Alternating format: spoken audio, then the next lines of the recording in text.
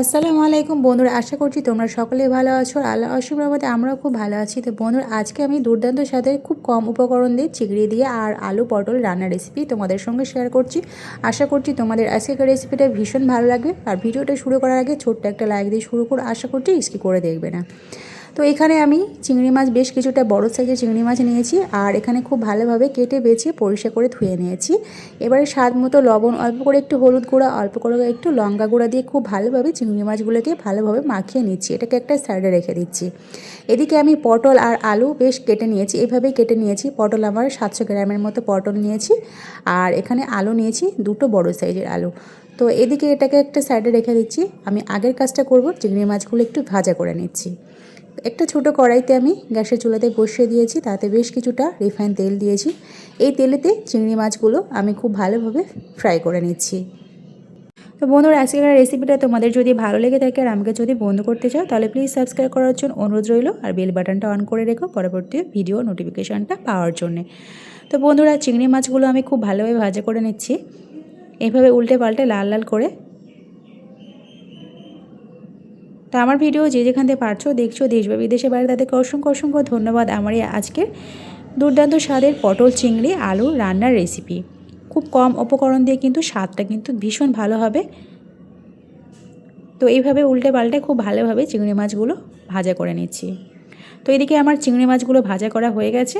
দেখতে পাচ্ছ চিংড়ি মাছগুলো কিন্তু বেশ আমি বড় সাইজের নিয়েছি। আর সবসময় তোমরা কিন্তু চিংড়ি মাছের মাঝখানের শিরাটা কিন্তু ফেলে দেবে, শিরাটা কিন্তু রাখবে না। তো সেটা আর দেখাই না কীভাবে কেটেছি বেছেছি, ওটাকে স্কিপ করা হয়েছে। তো ওই যে চিংড়ি মাছের ভাজার যে এক্সট্রা তেল ছিল, সেই তেলটা কড়াইতে দিয়েছি, আরও কিছুটা বেশ কিছুটা একটু সরিষার তেল দিয়ে দিয়েছি। এখানে আমি একটা বড় সাইজের পেঁয়াজ কুচি রেখেছিলাম আগে থেকে, সেই পেঁয়াজ কুচিটা তেলেতে এখানে দিয়ে দিচ্ছি। দিয়ে খুব ভালোভাবে পেঁয়াজের সঙ্গে লাল করে নিচ্ছি। বেশি লাল করব না, হালকা করেই লাল করে নিচ্ছি।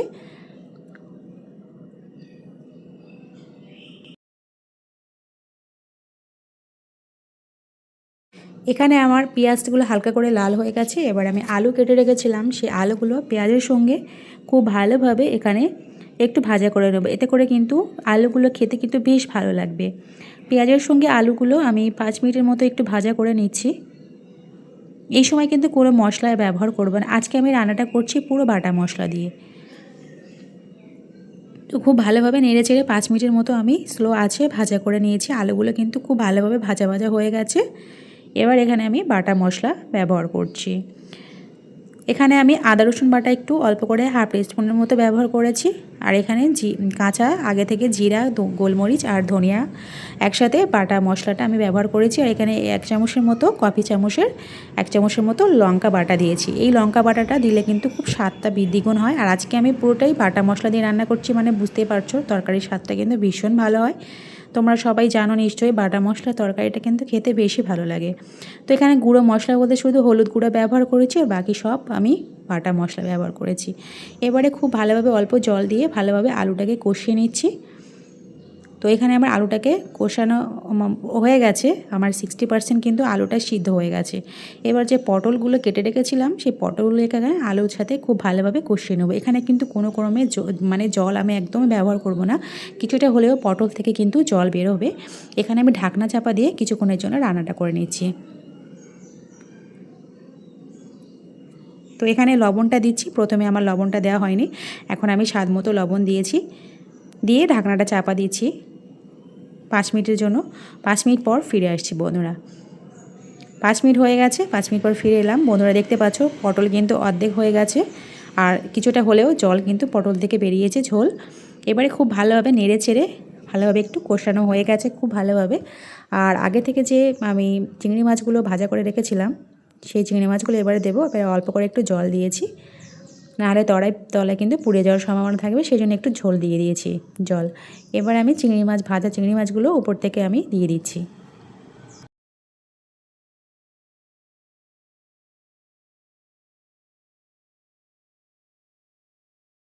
এখানে আমি একটু কষিয়ে নেব পটল চিংড়ির সাথে।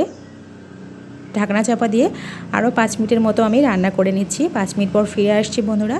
তো খুব ভালোভাবে পটল, আলু আর চিংড়ি মাছ দিয়ে খুব ভালোভাবে প্রথমে আমি একটু কষিয়ে নিচ্ছি। এবার আমি চিংড়ি মাছগুলো একটু উল্টিয়ে দিচ্ছি, উল্টে পাল্টে আমি খুব ভালোভাবে সবজিটা আমি একটু কষিয়ে নিচ্ছি।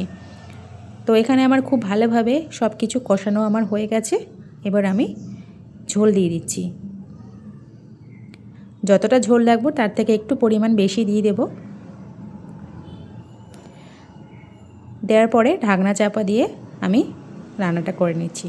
তো সত্যি বলছি বন্ধুরা, বাটা মশলা দিয়ে কম উপকরণ দিয়ে কিন্তু দুর্দান্ত স্বাদের পটলের রান্না রেসিপিটা ভীষণ ভালো লাগে। তোমরাও একবার বাটা মশলা দিয়ে এইভাবে পটল, আলু আর চিংড়ি মাছ দিয়ে রান্না করে দেখো, ভীষণ স্বাদ হবে বন্ধুরা। তো আজকেকার আমার এই পটল আলু চিংড়ি মাছের রেসিপিটা কেমন লাগলো কমেন্টে কিন্তু জানাতে ভুলবে না।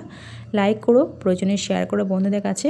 তো আজকে এই পর্যন্ত, আবার অন্য এক রেসিপি নিয়ে তোমাদের সঙ্গে হাজির হবো। তো বন্ধুরা সুস্থ থেকো, ভালো থেকো, খোদা হাফেজ।